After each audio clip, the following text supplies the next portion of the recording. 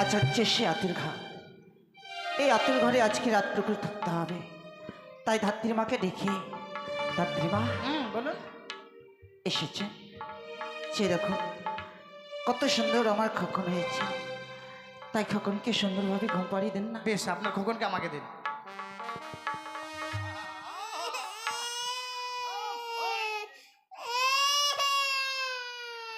কাঁদা যাও না। আমার কাছে আসতে না আসতে কান্না করতে শুরু করলো, দেখলেন কেমন যে দেখছে। তবে কেন কান্না করছো কত বলো? সুন্দর যে দেখছেন, কত সুন্দর ফর্সা, একবার আমার মতো ফর্সা হয়েছে বলেন। সাদা ধবধব হয়েছে আমার মতো, বল না। রানীমা আমি বলি কি, বলো। আপনি ঘুম পাড়িনে গান করুন আর আপনার খোকনকে আমি তেল দিয়ে দিই, হ্যাঁ তাহলে বেশ ঘুমিয়ে যাবে। তাই হবে। হুম। ঘুমি যা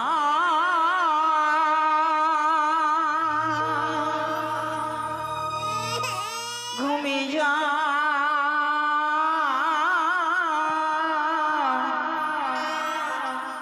মেঘি পরি দেন সাথে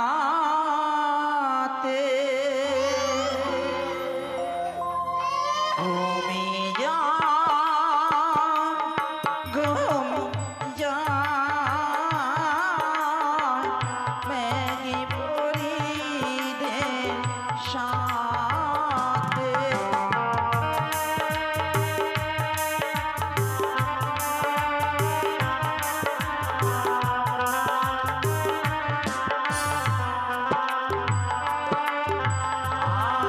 আনি আকাশ ঘুমায় বাকাশ ঘুমায় ঘুমায় স্বর্গেরি তারা আমার খোকন ঘুমিয়ে গেলে ইয়ারি দিবে না সারা।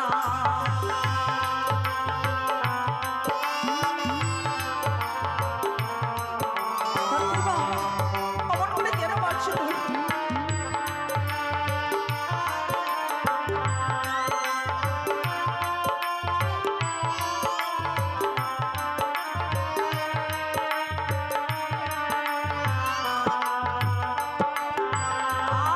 আরে খোকন সোনা ডালিম তোমার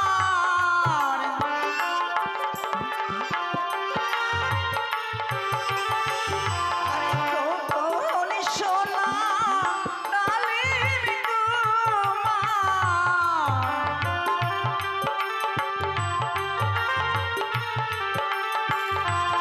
খোকন ঘুমালো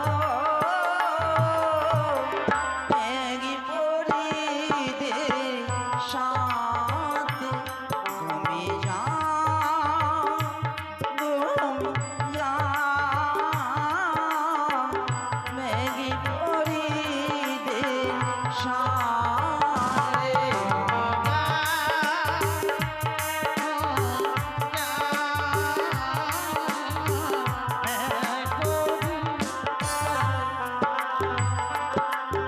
ধাত্রীমা হ্যাঁ কখন আমার ঘুমিয়ে গেছে। হ্যাঁ, দেখছেন কত বিরক্ত করলো আমাকে, জানেন? আমি বুঝতেই পারিনি কেন যে এত বিরক্ত করলো।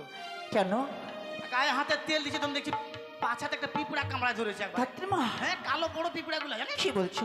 ওই জন্য কান্না করছিল।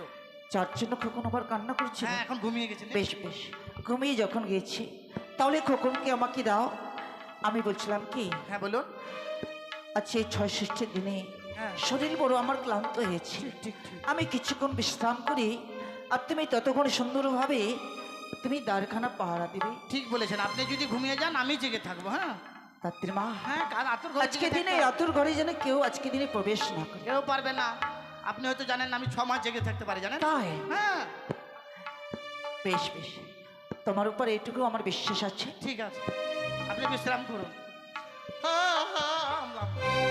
ধাত্রীমা এখনো না বললেন যে আমি 6 মাস জেগে থাকতে পারি? ঘুমটাকে তাড়ালাম।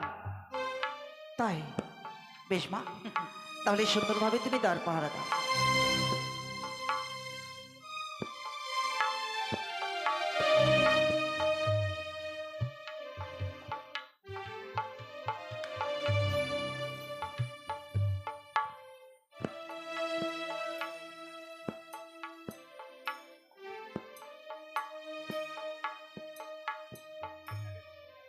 না, আমি মানতে পারছি না, মানতে পারছি না আমি মনসার ওই কুচক্রান্তটাকে মেনে নিতে।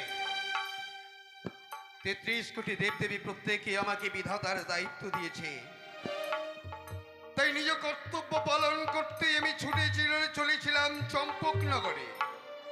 চন্দ্রবতীর গৃহে এক নবজাত শিশু সন্তানই জন্মগ্রহণ করেছে। তার ললাটে বিধান লিখবার জন্যেই আমি হন্তদন্ত হয়ে ছুটে চলে যাচ্ছিলাম। অকস্মাৎ মাঝ রাস্তায় পদ্মাবতীর সঙ্গে আমার সাক্ষাৎ হয়ে গেল। পদ্মাবতী তৎক্ষণে আমার সঙ্গে তর্কে বিতর্কে জর্জরিত করে দিয়ে তিনি সত্য অঙ্গীকারে আমাকে আবদ্ধ করে নিল। আবদ্ধে সে আমাকে বলেছে, ওই নবজাত শিশু সন্তানের ললাটে যে বিধান আমি লিখবো সেটা নাকি পদ্মাবতীর নির্দেশ অনুযায়ী লিখতে হবে।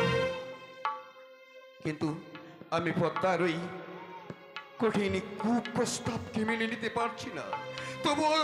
তবুও হতভম্বের মতো এখানেই দাঁড়িয়ে থাকলে আমার চলবে না। আমাকে ওই প্রাসাদে প্রবেশ করতে হবে। নবজাত সন্তানের ললাটে বৃথা নিজে আমাকে লিখতেই হবে। এই তো সেই সতীকাগার। এখানেই প্রবেশ করতে হবে আমায়। এখানেই লিখতে হবে এই নবজাত শিশু সন্তানের ললাটে বিধান। আমি কি দেখছি? আহা মরি মরি, এই যেন কি রূপের মাধুরী! যেন মনে হচ্ছে গোলকের নারায়ণ মধ্যের প্রাসাদে। পারছি না, আমার মায়াধারী মুখটাকে দেখে আমার হৃদয়টা যেন কেঁদে কেঁদে উঠছে। আমার বিবেকটা যেন চিৎকার করে আমাকে বলছে, ওরে বিধাতা, ওই নবজাত শিশু সন্তানের ললাটে অমনে কঠিন বিধান তুমি লিখো না। মনসার কঠিন চক্রান্তে যে আমি জড়িয়ে পড়েছি, আমাকে যে নবজাত শিশু সন্তানের ললাটে ওই নির্দেশ মতো বিধান লিখতেই হবে, তাই না?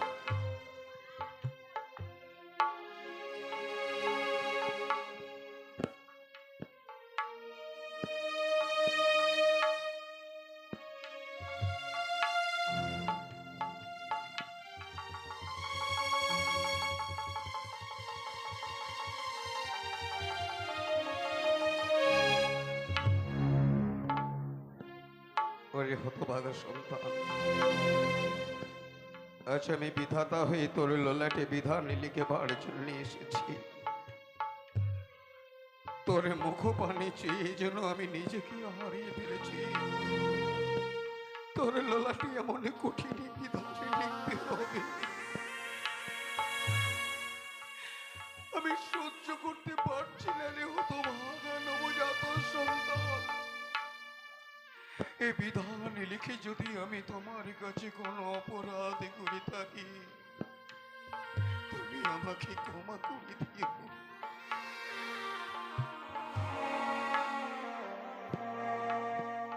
এই নবজাত শিশু সন্তানের ললাটে আজ আমি এমন বিধান লিখলাম,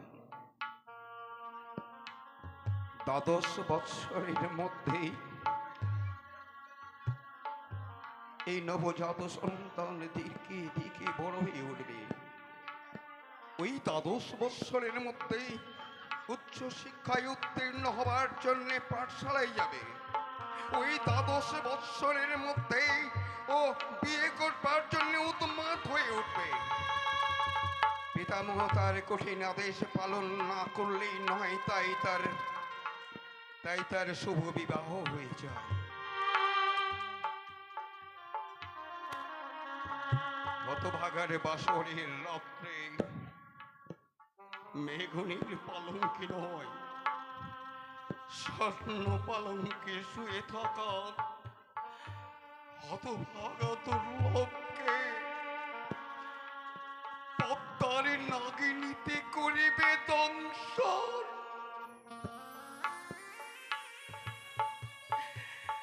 হতভাগী বেহুলার ঘুম ভাঙতেই যখন দেখে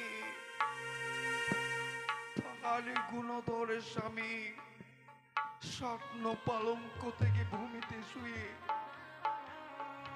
প্রদীপে জ্বালাতেই হতভাগিনী দেখতে পাই সদরে কাল নাগিনীকে। সে বুঝতে পারে ওই কালী নাগিনী দংশন করেছে তার হতভাগ্য স্বামীকে। তাই তাই তার স্বামীকে পক্ষে নিয়ে পিতা মাতা আত্মীয় পরিজনের সবারই মায়া ত্যাগ করে নিজ স্বামীকে ফিরে পেতে কলার মান্দাসে উজানির পথে এগিয়ে চলতেই চলতেই পৌঁছে যায় দেবপুরী। 33 কোটি নাগ, 33 কোটি দেবদেবী প্রত্যেককে অনবদ্য নৃত্যে মুগ্ধ করে তার স্বামীর প্রাণ পেয়ে ফিরে আসে তাদের চম্পক নগরে। এই বিধান আমি লিখে দিলাম এই বালার ললাটে।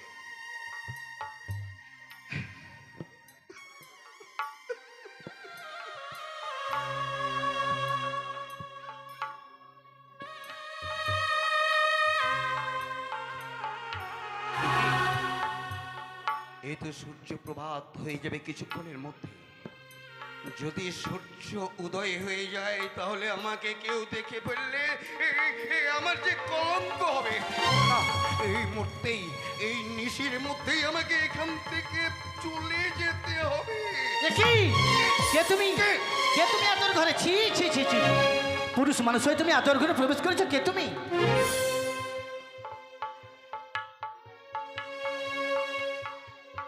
আমাকে তুমি চিনতে পারোনি বুঝি? না তো। ভাগ্যবতী তুমি, ভাগ্যবতী তুমি। আমি ভাগ্যবতী? তাই আমার সাক্ষাৎ পেয়েছো তুমি। কিন্তু তুমি কে? আমি বিধাতা গো, আমি বিধাতা। বিধাতা? তবু চন্নে প্রণাম হয় বিধাতা। কল্যাণ হোক এ ধাত্রী মা তোমার। বিধাতা, একটি কথা বলবো তোমায়। বলো। এই আতর ঘরে তুমি কেন এসেছো একবার বলতে পারো বিধাতা?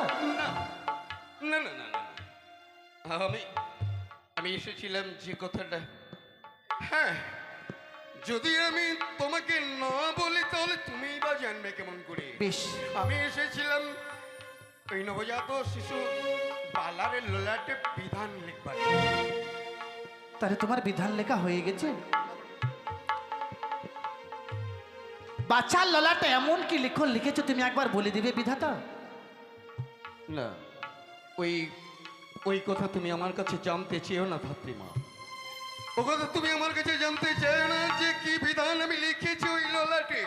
তুমি যদি আজকে দিনে লিখনের কথা না বলো আমি তোমার পথ ছাড়বো না বিধাতা।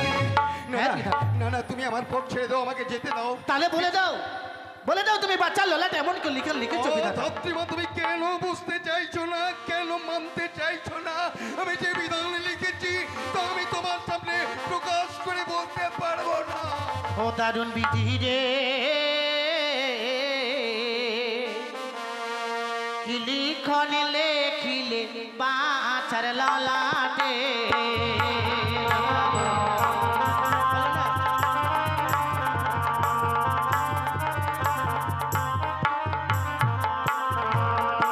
ও দারুণ বিধি রে, কি লিখন লেখিলে বাছার ললাটে।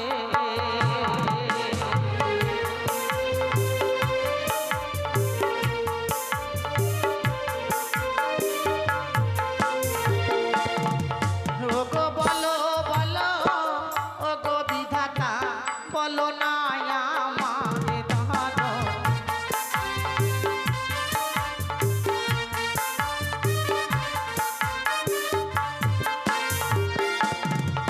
আরে হায়ো রে দারুণ বিধি, এ ছিল কপালে দাদা।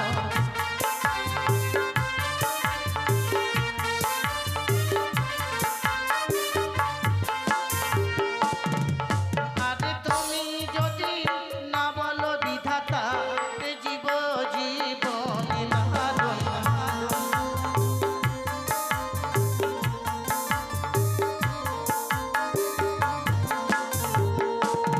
বুঝতে পেরেছি তো বিধাতা? তুমি যদি আজকে দিন আমায় লিখনের কথা না বলো আমার সুন্দর প্রাণকে আমি গঙ্গার জলে বিসর্জন না দিয়ে দেবো। না না না ধাত্রীমা, না। তোমাকে প্রাণ বিসর্জন দিতে হবে না। তাহলে বলে দাও বাছার লালাটে এমন কি লিখেছো তুমি? শুনবে তুমি? হ্যাঁ। ওই কথাটা শুনবার পরে তোমার ওই নয়নে অশ্রু বইবে না তো? অশ্রু ওই বইবে মানে? কথাটা শুনবার সঙ্গে সঙ্গে তোমার পায়ের তলা থেকে মা ধরিত্রী সরে যাবে না তো? এ কি বলছো ওই বিধাতা? কথাটা শুনবার সঙ্গে সঙ্গে আকাশটা বজ্রাঘাত হয়ে তোমার মাথায় ভেঙে পড়বে না তো? মাথায় ভেঙে পড়বে? ওই কথাটা শুনবার আগে তোমার ওই বুকটাকে পাথরের মতন শক্ত করে নাও। পাথরের মতো শক্ত করতে হবে? বিধাতা এমন কি লিখন লিখেছো তুমি বাচ্চার লালাটে যে পাথরের মতো শক্ত করতে হবে আমার বুককে? এই কথা বলতে বলতে তোমার চোখে জল কেন বিধাতা? বলো না। বাচ্চার লালাটে এমন কি লিখন লিখেছো তুমি? বলো না। দেবতার চোখে জল? বলো না বিধাতা, এমন কি লিখন লিখেছো তুমি? বেশ, তবে আমি তোমার সামনে প্রকাশ করে বলছি, শোনো। বেশ বলো। ওই বছরের লোলাটি লিখেছি আমি দ্বাদশ বৎসরের মধ্যেই ধীকে ধীকে বাছা বড় হয়ে উঠবে। তারপর? ওই দ্বাদশ বৎসরের মধ্যেই উচ্চ শিক্ষা উত্তীর্ণে পাঠশালায় যাবে। ওই দ্বাদশ বৎসরের মধ্যেই বাছা বিয়ে করবার জন্য উন্মাদ হয়ে যাবে। ওই দ্বাদশ বৎসরের মধ্যেই বিয়ের পরে বাসরে পদ্মার নাগে দংশিবে ওই বাছা। না না বিধাতা না, বাচ্চার লালার তুমি এরকম লিখতে পারো না। হয় তোমার, আমি জোড়হাত করে বলছি বিধাতা, এই লিখন তুমি ফিরিয়ে নাও। পারি না গো, পারি না গো ধাত্রীমা, ওই বিধান আমি ফিরিয়ে নিতে। তুমি ফিরিয়ে নিতে পারবে না? হায় রে ঠাকুর, তুমি তো ভালো করেই জানো এই হতভাগী এক এক করে 6-6টি সন্তানকে হারিয়েছে, আবার বৃদ্ধ বয়সে সে একটি সন্তান পেয়েছে, তাকেও সে হারাবে। এই হতভাগীর কপালের সুখ সইল না, আবার সে মা ডাক শোনা থেকে বঞ্চিত হয়ে যাবে। বিধাতা দহাই তোমার, ফিরিয়ে নাও। পারি না ধাত্রীমা, পারি না আমি। আমি জানি। এই বিধান লিখে আমার অপরাধ হয়ে তুমি আমাকে ক্ষমা। আমি জানি বিধাতা, আমি জানি দেবতারাও যত নিষ্ঠুর এই আমার আগে জানা ছিল না বিধাতা। ধাত্রীমা, হ্যাঁ বিধাতা, আমি লিখনের কথা জানতে পেরেছি, আমি তোমার পথ ছেড়ে দিলাম বিধাতা। বেশ, তবে আমি তোমার এই সুধিকাগার থেকে আমি এক্ষুনি চলে যাচ্ছি। বেশ। তবে যাওয়ার সময় তোমাকে আরো একটা কথা বলে যাই ধাত্রীমা। আরেকটি কথা বলে যাবে? আমি যে কথাগুলো তোমার কর্ণে প্রদান করেছি, যে কথাগুলো তুমি আমার কাছে শুনেছো, তুমি বেঁচে থাকবে যতদিন কারো সামনে কথা প্রকাশ করবে না। যদি ভুল করে কখনো এই কথাগুলো প্রকাশ করে দাও, সেই দিন ওই মুহূর্তে তুমি শিলায় পরিণত হবে। বিধাতা কি বললে তুমি? সাবধান, খুব সাবধান। বেশ, আমি লিখনের কথা কারো কাছে প্রকাশ করে বলবো না। আমি যদি লিখনের কথা কারো কাছে প্রকাশ করে বলি শিলায় পরিণত হবো আমি না, আমি প্রকাশ করে বলবো না। হয়তো পূর্ব দিকে সূর্যোদয় হয়েছে, আমি আর বিলম্ব করবো না। হয়তো রানীমাকে জাগিয়ে নেবো। রানীমা, ও রানীমা, রানীমা দেখুন ওই যে সকাল হয়ে এলো, আমাকে যে ঘরে যেতে হবে। রানীমা ধাত্রীমা, বলুন। আমাকে জাগিয়ে তোলার পরে তোমার তোমার চোখে জল দেখছি কেন? আমার চোখে জল? কি হয়েছে তোমার? ওই না তো রানীমা। আমার খোকন হয়েছে বলে তোমার কোনো মনে দুঃখ হচ্ছে, কষ্ট হচ্ছে? না না, কেন কষ্ট হবে বলুন? কেন আমার চোখে জল জানেন রানীমা? আপনার খোকনের দিকে দেখতে দেখতে আমার ছোট্ট গোপালের কথা মনে কর। না, হ্যাঁ, আমার ছেলে বিশ্বাস হয় গোপালের কথা মনে পড়েছে, আমি সত্যি বলছি রানীমা। ধাত্রীমা, আজকে দিনে আমার খোকন হয়েছে মনে হয়, যার জন্য মনে হয় আমার খোকনকে দেখে তোমার লোভ হচ্ছে, না। লালস হচ্ছে। না রানীমা না, ও কথা বলবেন না রানীমা, ও কথা বলবেন না। আপনার খোকনকে দেখে আমার কেন লোভ হবে বলুন? আমি না ধাত্রীমা? ধাত্রীমা, আমি যদি আপনার খোকনকে দেখে লোভ করি, আমাকে কে ডাকবে বলুন? আর আমাকে যদি কেউ না ডাকে, আমার ছোট্ট ছেলে গোপাল, তার মুখে আমি এক মুষ্টি অন্ন তুলে দিতে পারবো না? আপনার খোকনকে দেখে কেন আমার লোভ হবে বলুন রানীমা? আমি এক এক করে 6-6টি সন্তানে হারিয়ে ফেলেছি, আজ কত ভাগ্যের বলে আমার খোকনকে পেয়েছি। আমি জানি রানীমা। আমার খোকনকে পেয়ে আমার চম্পকে নগর সে সবার মুখে হাসি ফুটেছে। আপনি 6টি ছেলে হারিয়েছেন, তো আপনার খোকনকে হারাবার খুব আমার ভয় হয়। খোকনকে পেয়ে আমি বড় খুশি হয়েছি। এতদিন ধরে আমি মা ডাক থেকে বঞ্চিত ছিলাম, হ্যাঁ, আবার আমি ভগবানের দয়ায় সে মা ডাক ফিরে পেয়েছি। তাই রানীমা বলছি কি, আজকে যে ৬ষষ্ঠী দিন, আপনাকে স্নান করিয়ে, আপনার খোকনকে স্নান করিয়ে ষষ্ঠী পুজো করিয়ে আমি আমার ঘরে যাবো রানীমা। ঠিকই বলেছো ধাত্রীমা। তোমার যখন এই গোপালের কথা মনে পড়ে গেছে, হ্যাঁ রানী, তাহলে চলো এই মুহূর্তে আমার খোকনকে স্নান করে তোমার সে পাওনা নিয়ে বাড়ি ফিরে যাবে। বেশ চলো। তাই চলুন।